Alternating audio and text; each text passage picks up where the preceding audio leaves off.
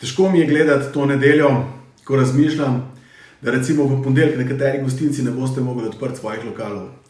Zato razmišljam, kaj lahko jaz povem v ta trenutek, da bi vam pomagalo, da bi začeli razmišljati mogoče o nekih priložnostih, ki pa so se tudi pojavile vmes, ali pa kaj lahko spremenite. Dejstvo je, da ljudje moramo jesti. Dejstvo je, da ljudje moramo piti.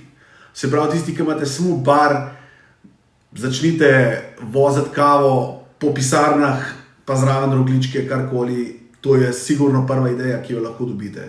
Vsi ostali, ki imate resne gostilne, začnite delati malce na kolesih, to pomeni, pripeljte malce v firme, ljudje moramo jesti. Hvala Bogu, če ima še katera firma kaj delati, jaz upam, da ima, zaradi tega, ker itek ne moramo zdaj kar umrti pa nehati delati, ampak razmišljate o teh treh stvareh, ki vam jih bom zdaj rekel. Prvo sem že povedal, se pravi, to go, pejte tam, pejte bliže svojim kupcem, pripeljte jih, zamaskirajte se v maske, naredite tako, kot treba, vse po pravilih in pa peljte kafete, peljte rogljičke in pa peljte malce tam, kamor gre.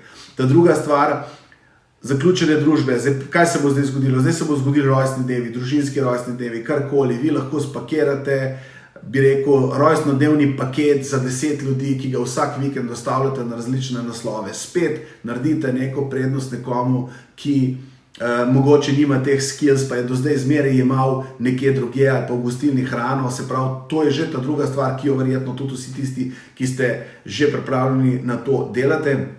In ta tretja stvar, ki se mi zdi tudi še neizkoriščen potencial v večini primerov, je izobražite svoje kupce, svoje navdušence, tisti, ki radi pri vas jejo, začnite delati delavnice, karkoli, kjer jih boste naučili, kako se pripravlja hrano, kako se kuha, ali pa če hočete, kako se skuha kafe, ali pa če hočete, kako se naredi dober koktejl, karkoli. Utrudite se v tej smeri, da boste dodali svojo dodano vrednost. Saj veste, v biznisu sta samo dva, bi rekel, res ključna momenta, posebej, če ste majhno podjetje, če ste sam, ali pa če vas je res malo, čas pa denar.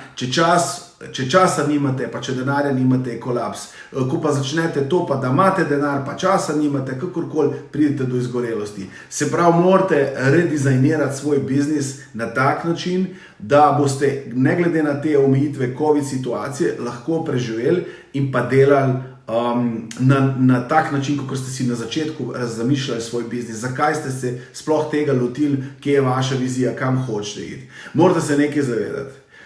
Jaz sem človek, ki sem prodal 6 podjetij. Zato danes to, kar vam govorim iz izkušenj, kaj bi jaz naredil, če bi jutri moral ostati doma na takšen način.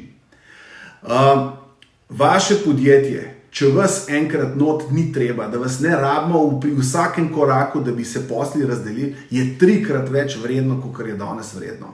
Z vami je vredno 100 000, brez vas je vredno nič ali 1 evro.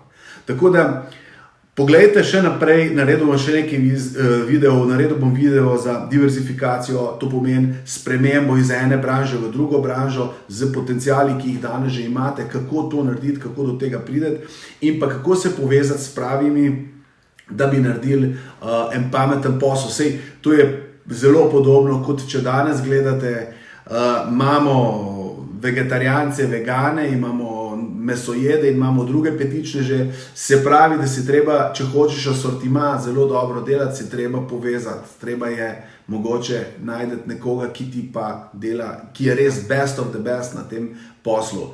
Zato še enkrat vam povem, jaz razmišljam o sebi. Moja izkušnja je, če bi jaz prišel v to situacijo, da jutri ne bi mogel več recimo odprti svojega bifeja gostilne, bi razmišljal o teh 3 korakih, pa jih še enkrat ponovim. Prva je hrana, pijača na kolesih, ta druga je za zaključene družbe posebni paketi in ta tretja je izobraži jih ali online ali v živo, dele delavnice na vsake 2-3 mesece, prepelj ljudi, da si bodo lahko sami začeli doma kuhati. In jaz mislim, da bo vaša misija v življenju, bi rekel, v prehranjevalni verigi zelo dobro izpopolnjena in boste tudi vi zelo zadovoljni.